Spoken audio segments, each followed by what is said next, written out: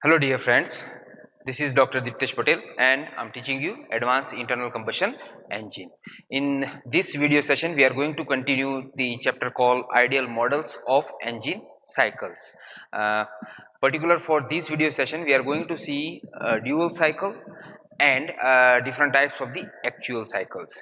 Actually in previous video session we have gone through the ideal Otto cycle, ideal diesel cycle, and now we are going to cover a dual cycle which is a combination of both of them. And also we are going to see how does the actual cycles looks like and what are the different losses associated in or during the process. So let's start with the dual cycle. Now dual cycle, as I said, it's a combinations of Otto and diesel cycle. So dual cycle is a thermodynamic cycle for high speed diesel and hot spot ignition engine.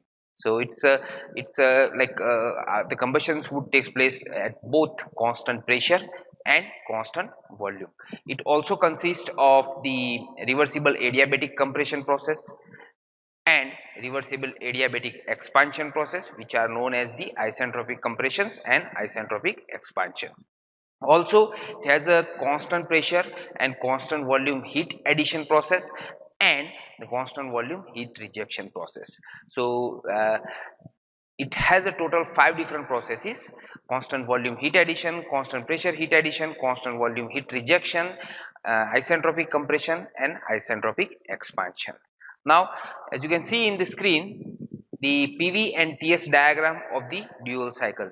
You'll see from process 1 to 2 indicates the isentropic compressions, and the entropy would remain constant at that time. So it shows both PV and TS diagram. You can see both the process 1 to 2 in both diagram, where 1 to 2 is a compression process, pressure rise while the volume reduces from V1 to V2, while the entropy remain constant and the temperature is also increase. Then after process 2 to 3 is a constant volume heat addition process. At that time the volume would remain constant, heat is being added.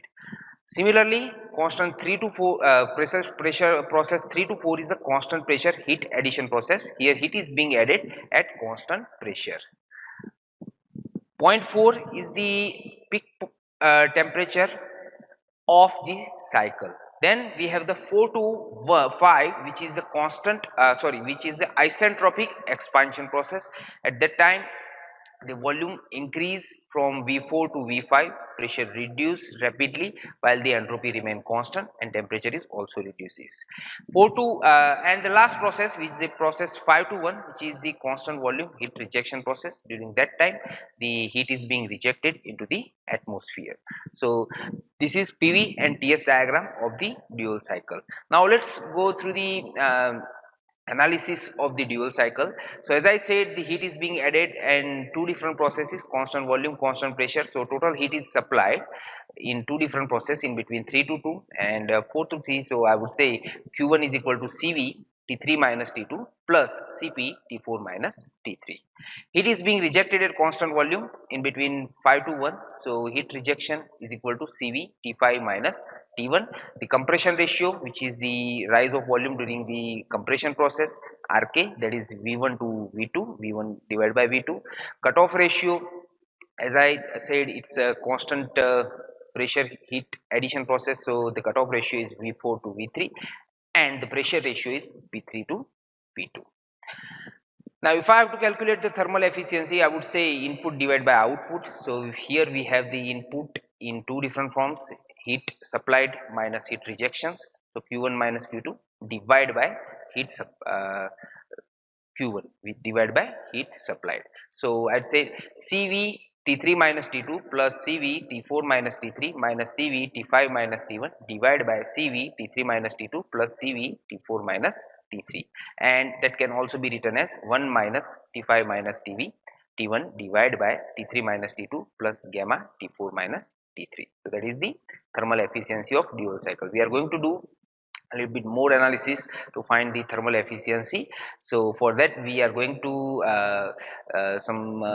we are going through the various processes. As I said, the process 122 is the isentropic compression process, uh, and we are going to use the isentropic relationship. It says T2 upon T1 is equal to V1 upon V2 raised to gamma minus 1, and we know that the V1 to V2 is a compression ratio, so Rk gamma minus 1.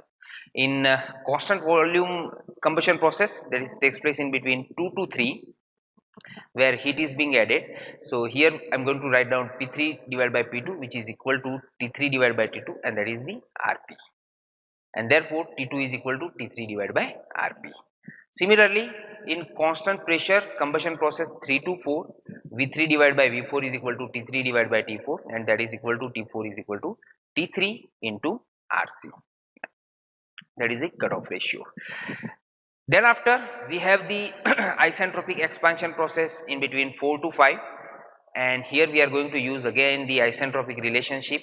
So I would say T4 upon T5 is equal to V5 upon V4 raised to gamma minus 1, which is equal to V1 upon V4 raised to gamma minus 1, or I could also be write down Rk divided by Rc raised to gamma minus 1, and therefore T5 is equal to Rc into T3 into Rc divided by Rk raised to gamma minus 1.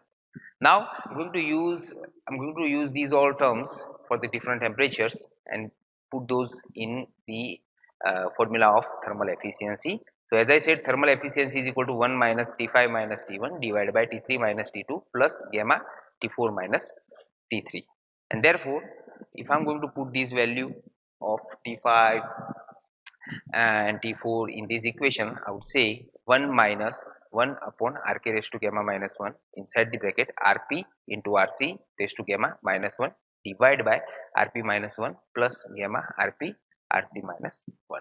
So that is the thermal efficiency of the dual cycle. Now we are also going to see the work done and the mean effective pressure. So work done, the formula to get the work done is equal to P3 V4 minus V3 plus P4 V4 minus P5 V5 divided by gamma minus 1 minus P2 V2 minus P1 V1 divided by gamma minus 1. That can be written as P3 V3 inside the bracket Rc minus 1 plus P4 Rc V3 minus P5 Rk V3 minus P2 V3 minus P1 Rk V3, and the whole term is divided by gamma minus 1. That would become a common here. Then after,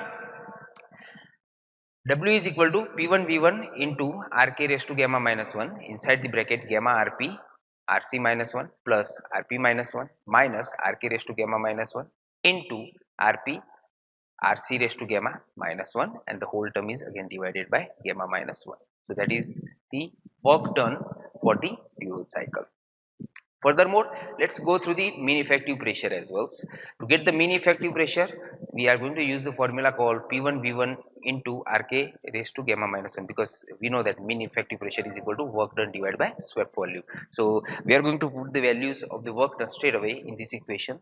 So Pm is equal to P1 V1 into Rk raised to gamma minus 1 inside the bracket gamma Rp Rc minus 1 plus Rp minus 1 minus Rk raised to gamma minus 1 inside the bracket Rp Rc raised to gamma minus 1, and that is divided by gamma minus 1, and the whole term is again divided by swept volume, that is V1 minus V2.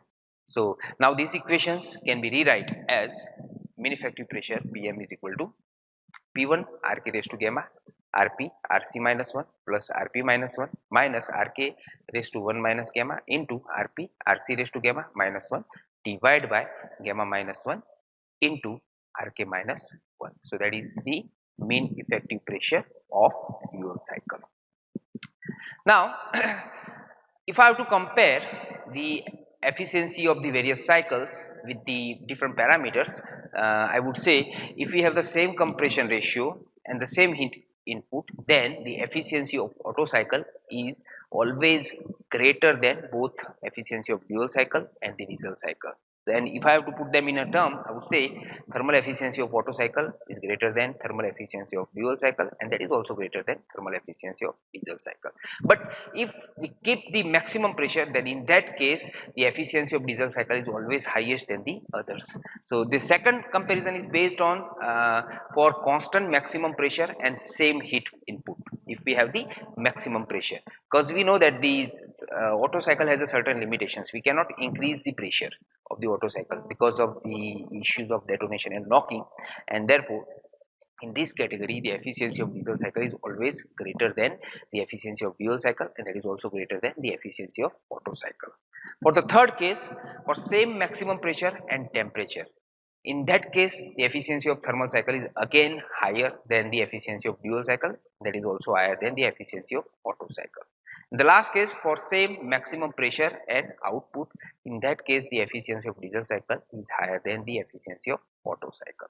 So this is what the comparisons of the efficiency of various cycles with respect to the different parameters. Now we are going to see the couple of actual cycle.